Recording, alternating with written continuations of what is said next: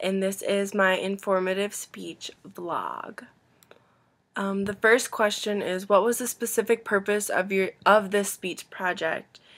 Thinking in terms of goals of the speech project. I think that this was to get a different feel of different ways that you're going to have to present in front of an audience. You're not necessarily always going to have that audience right in front of you, but like this, with being a narrative PowerPoint, it's probably going to be played in front of an audience, so you still need to sound just as professional and know what you're talking about, even if your audience isn't there right at that time.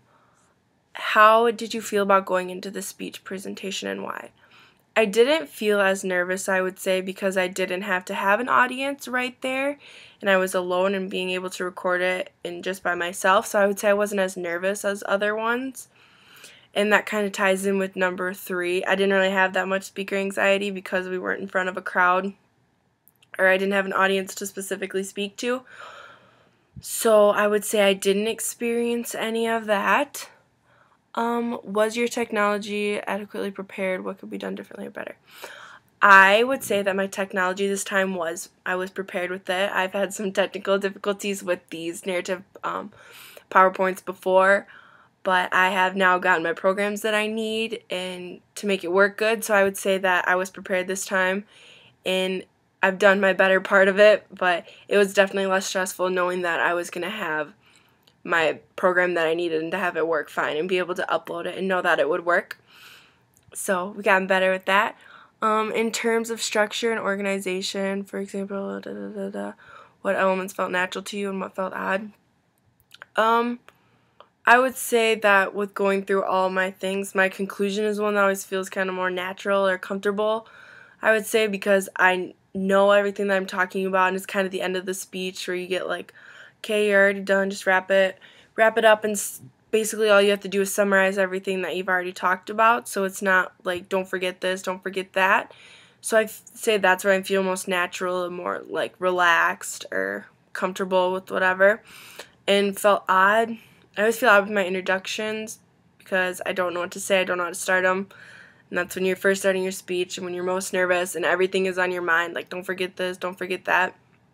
So I would say out of those things that my introductory is my most odd feeling. Don't really know what to do with. My conclusion is where I'm feeling pretty good, hopefully, and wrapping everything up. How do you consider your audience when developing your speech? I would say that even with this one, you kind of know that it's going to be a more professional one. You got to look at, if you're going in for a job, you got to,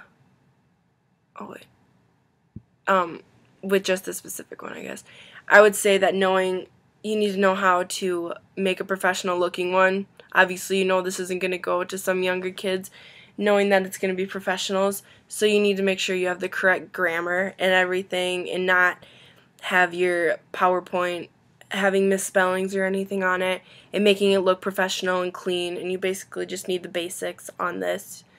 So, what did you do in your speech that worked? What didn't work?